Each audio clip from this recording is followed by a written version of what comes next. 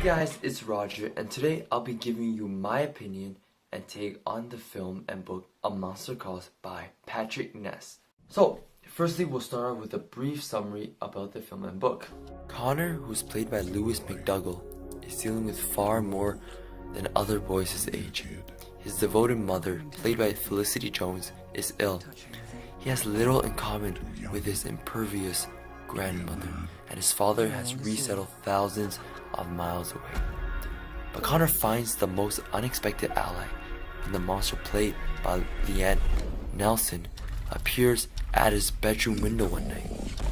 Ancient, wild, and relentless, the monster guides Connor on a journey of faith, courage, and truth that powerfully fuses imagination and reality. The story had numerous amounts of truth about humanity, but the most important of which, in my opinion, that the book revealed was that humans are incredibly social beings, and without being socially satisfied, you will have mental and physical consequences.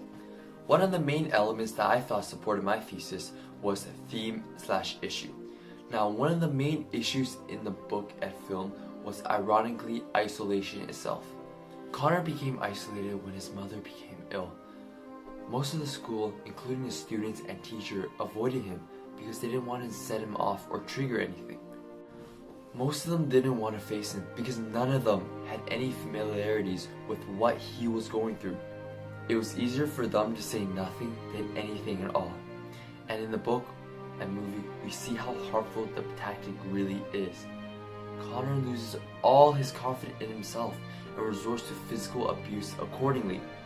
We see in the book, page 79, that Miss Kwan catches Connor on the ground surrounded by Henry's goons. Instead of telling the teacher the truth, he lies and tells her he tripped.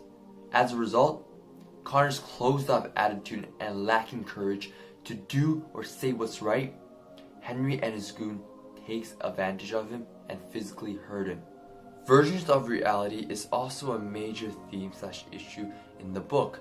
Connor has some seriously frightening nightmares. His imagination creates monsters, and yet he manages to place them in his real life. In our world, we would call this hallucination, and those suffering from them will usually end up in a mental institution.